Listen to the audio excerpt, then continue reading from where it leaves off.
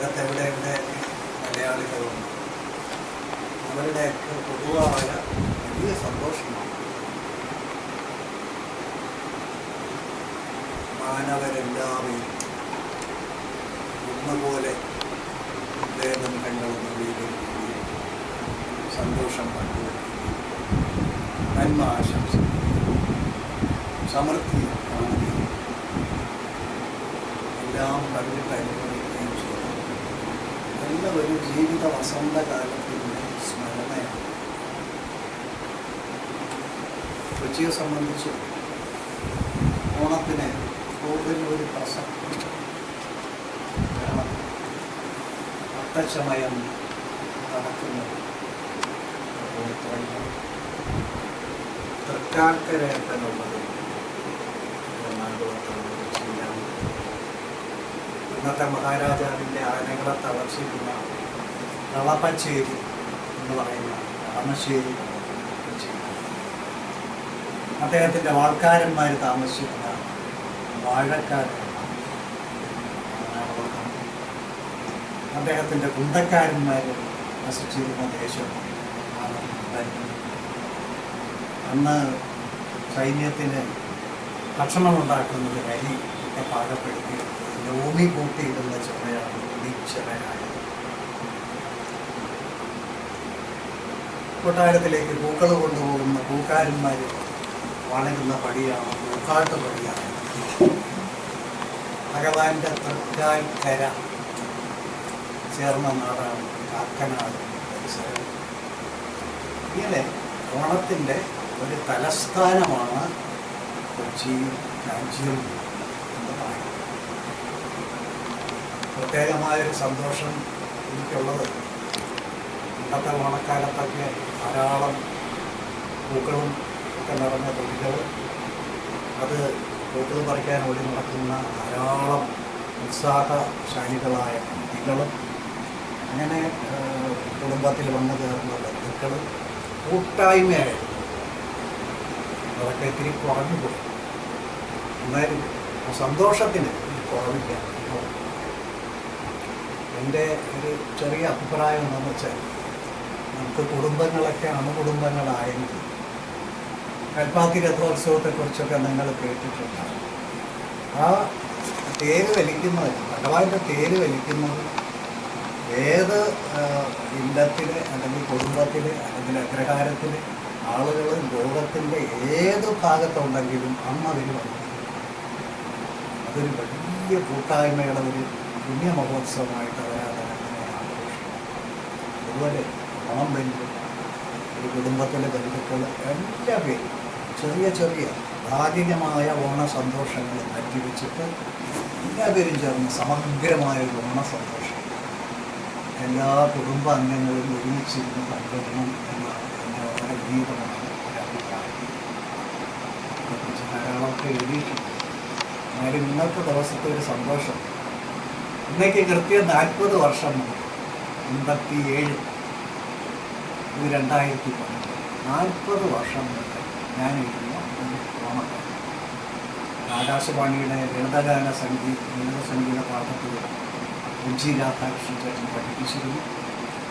അത് അവസാനം പാഠം തീർന്നപ്പോൾ ഓർക്കസ്ട്രയോടുകൂടി പാടിയിരുന്നു ചിത്രയാണ്.